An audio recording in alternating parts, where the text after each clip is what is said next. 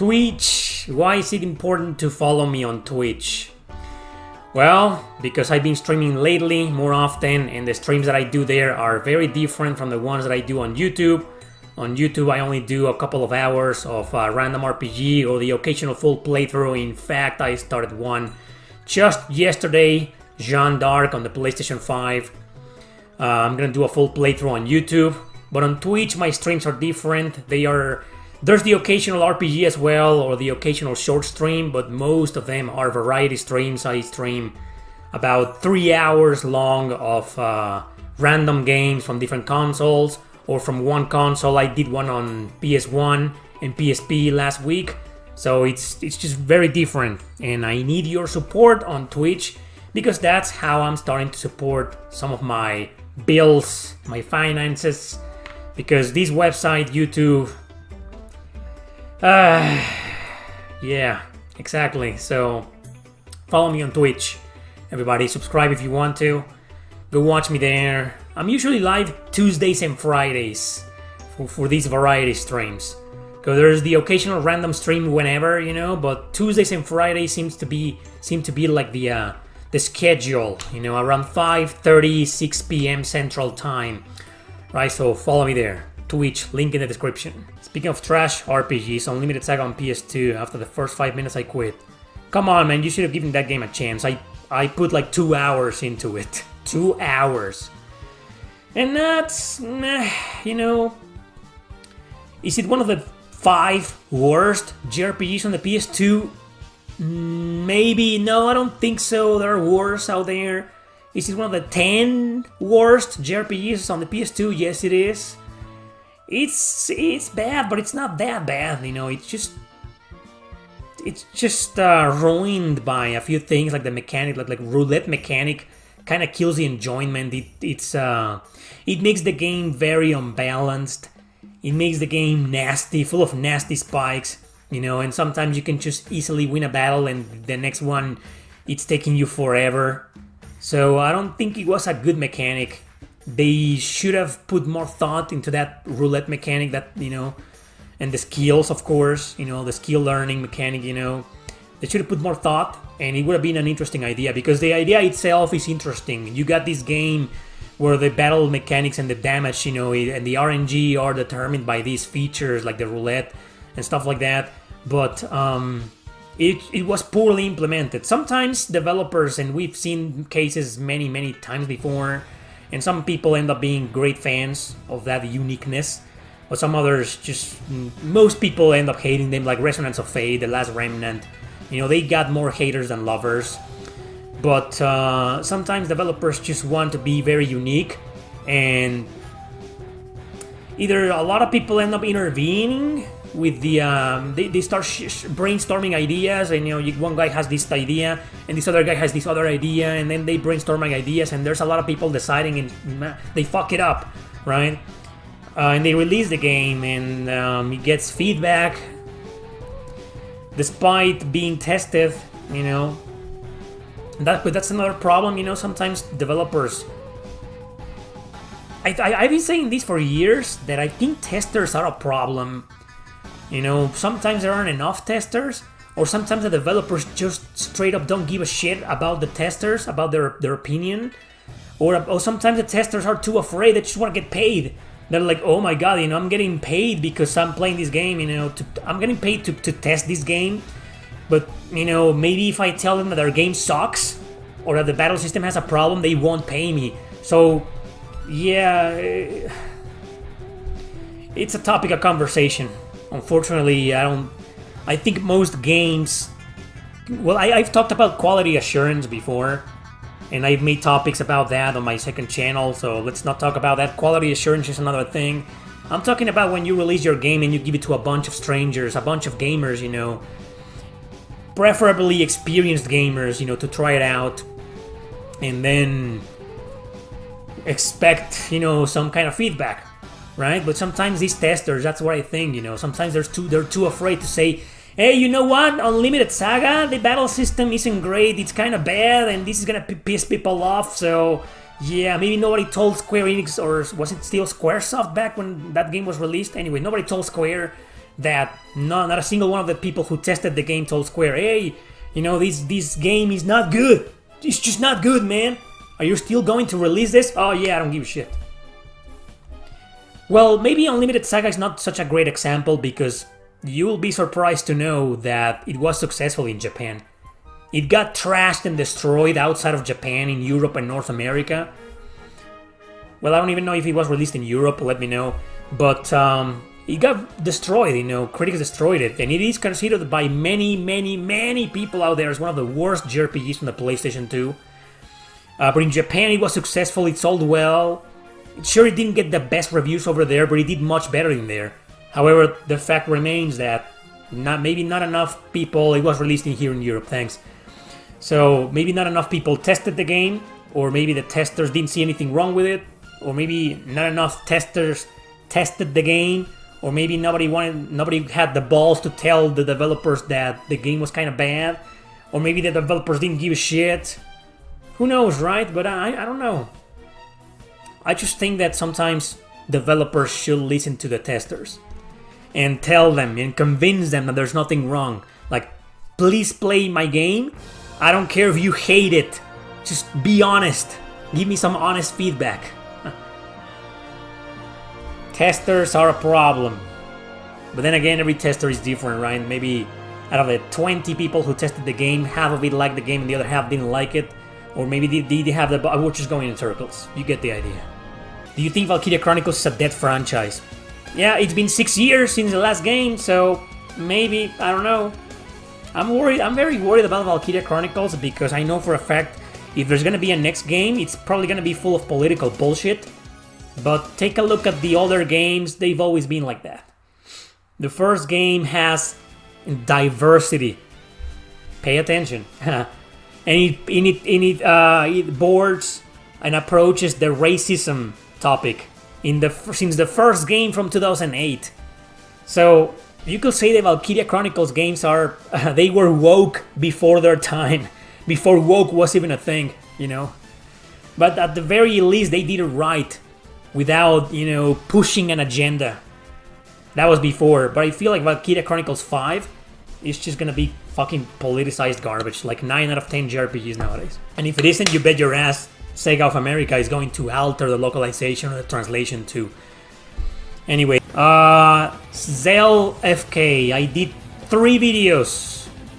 They're all videos like 5 years ago.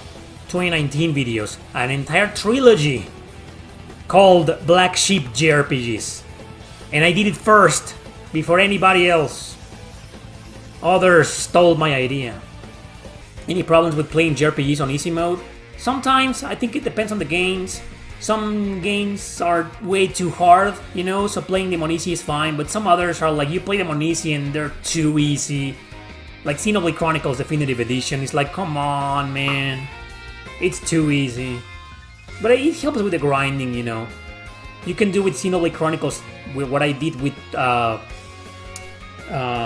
Megami Tensei Nocturne. Just use the easy mode to grind. You destroy everything in seconds and get more experience, and then go back to normal for the rest of the mission or for the bosses, you know. Yeah, but some easy modes are a joke. So yeah, easy modes are a mixed bag nowadays. They're like, they're okay for some games. They're kind of lame for others. You know what game is fine on easy mode? Exilia 2 and Graces F, because those two are the hardest. When I played Graces and Exilia 2 on easy, I felt like I was playing on normal. They're too fucking hard. That's a good easy mode for those games. But Exilia 1 on easy, it's too easy. Where am I from? I'm from Mexico. Vesperia was way too easy on easy, yeah. No, it wasn't that easy on easy. I think easy mode, well, Vesperia, the first half on easy is easy. I'll give you that, but the second half was alright. Vesperia is considered as one of the hardest for some reason. You had more trouble with Exilia than with Berseria? Well, I guess it depends, right? You know, I've been saying this for many years, you know. Some games, what can be hard for you can be easy for others, but vice versa as well. You know, I've seen a lot of people saying some games that I thought were easy, you know, were freaking hard for them. And I'm always like, okay, but I respect that, What can be hard for you can be easy for others and vice versa. Do you enjoy puzzles in JRPGs? Damn. It's kind of a mixed bag, Like, I'll admit I'm not the biggest fan of most puzzles. But let me tell you this. What I hate about puzzles in JRPGs is when you have random encounters to take care of. That is freaking horseshit. Hate that, man. Passionately. Like, I'm trying to solve a puzzle, trying to think what to do, and I'm getting in a battle every 5 fucking seconds. I can't stand that. But leaving that aside, puzzles themselves, well, it's a mixed bag. To be honest, a lot of puzzles are really annoying. Others are okay-ish. There's been puzzles before that are really hard to figure out, but sometimes you do get the satisfaction, when you finally solve them, you're like, oh, that's what I needed to do, and it feels great. But in others, trust me, you solve the puzzle after many attempts, and you're like, I'm not glad I solved this. It was frustrating and I hated it. Let me give you an example of that. Star Ocean Till the End of Time. Man, there's a puzzle in a dungeon where you gotta open certain doors with a flute and you gotta play the right tune. And you kinda need a guide for that. There's almost no way to figure that out for yourself. And again, you're getting into random freaking battles. Not that often, but yeah. But forget about the battles, it's just, they make you go back and forth to this door, and then this, and this, and this, and this. What is this, Resident Evil? And once you start, if you start that puzzle by yourself and you mess up, you've messed up. You gotta start from the beginning with a guide and correct the things that you messed up. Those puzzles, fuck them to pieces, man. I hate those puzzles. The ones that if you mess up, it's too late you gotta correct everything. There's no way to reset the puzzle. That's what I'm trying to say. Because some JRPGs let you reset the puzzle. It's too hard, you fucked up, you got everything all over the place. Okay, reset the puzzle. The end, let's start over again. But no, some games just don't let you do that. And there are others that you gotta solve the puzzle to advance there's one in Beyond the Beyond. I know it's a bad game. But one of the reasons why I hate that game was because of that early puzzle. You go into a place where you gotta do one of those puzzles, I don't know what they're called in English. They're squares, grids, you gotta move to form the right picture, And you couldn't go anywhere. You couldn't give it up because if you tried to exit that part, you would get into an impossible boss battle and they will kill you. So you get trapped in there forever until you solve the damn puzzle. Like forced puzzles, like that, it's just, man, I hate those.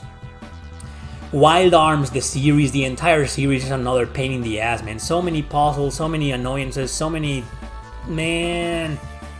Some puzzles are fun, and again, you do get the satisfaction, you solve them and you're like, hey, that was great, that was a great puzzle. But the half of the puzzles in the Wild Arms series are like, oh my god, I don't ever want to go through this again. So I guess to answer your question, it depends on the puzzle. But I guess I'm a bit more against puzzles in general than in favor of them. There are some that are fun, but most of them are kind of annoying and they just get in the way. But they also make the gameplay more fluid, I guess. They give you that little extra to prevent or to get out of the repetitiveness of just going around and killing enemies, exploring the dungeon, finding chests, and getting into battles.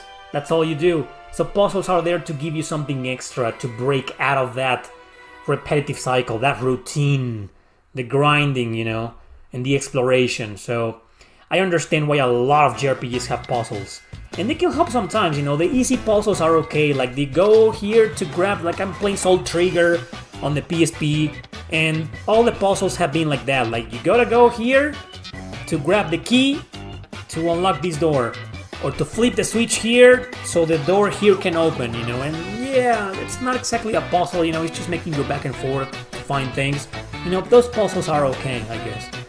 Because they kind of make you explore the dungeon, spend more time in the dungeon the developers spent hours and days and weeks and months and maybe years developing. So yeah, I understand why puzzles exist in JRPGs, but the truth is that I'm not the biggest fan of most of them. Cozy games like Animal Crossing, Story of Seasons, and Stardew Valley, I don't play those. Yeah. No. Since I don't really play those games, no. Atelier is considered cozy? I don't know, maybe? I think the Atelier games are like, sometimes they're like cozy stuff because you can just do whatever you want. But then others are like, I gotta get that item, I gotta synthesize it, and I don't know how, and I don't know where, I don't know what to do, where do I go? You know? But yeah, maybe the Atelier, some of them, the ones that don't have a time limit, can be considered as cozy. Like I've been playing Atelier Sophie lately on the PS Vita. I know it's not the best version of it to play. In fact, it's the worst version to play because it has some frame rate issues. If you're gonna play Atelier Sophie, well, if you hacked your PS Vita, then it's free, right? You can't complain. You can't be picky. Beggars can't be choosers. But if you're willing to pay the outrageous amounts of money they charge for any Atelier game nowadays, physical or digital even, they really go out in sale. And when they do, it's like $30-something. Oh, that's what you call on sale? Koei Tecmo? Like, I've never seen a single Atelier game for like $20 or less digital. And physical, they're always crazy expensive too. Anyway, going back, so Sophie, that's why I'm playing the PS Vita version. Like, I know it's the worst version of it to play, but it's free.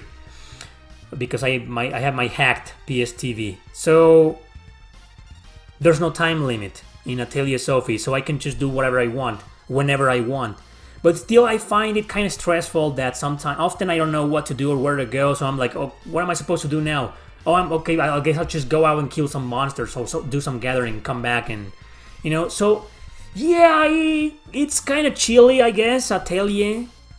Chilly, cozy, you know, to relax a bit, you know, it's definitely a more relaxing game than other JRPGs out there, where you gotta grind, where they're hardcore, or the story is like really intriguing, you know. You know for a fact you're not gonna get a story like that in any Atelier game. They all have like the okay stories, like it's okay, you know. And characters hang out often and they talk, and there's random scenes every now and then, you know. But okay, I can see why some Atelier games are considered as cozy. Okay, and I agree, you know, they can be kind of relaxing, but Sophie is also kind of hard. Unless you play on easy, but easy mode is a joke in Sophie. And it's not like you can use the easy mode to grind because you get less, they punish you to use easy mode on Sophie. You know? You go out there and on easy, you barely get any experience or money or items. You barely get anything. Sure, the battles are easy, but you barely get anything. No, not recommended the easy mode on Sophie, but normal is kind of difficult. It's one of the hardest Atelier games. But it's a good one. So, it's like sometimes it's cozy. What I'm trying to say about the Atelier series is that sometimes they're cozy, sometimes they're not. Right? Anyway, so I can't find a single JRPG that is cozy. Or games from any genre. Maybe some puzzle games. I don't know, like Bejeweled or Tetris or whatever. You know, I think I find relaxing the Mirror 2 game.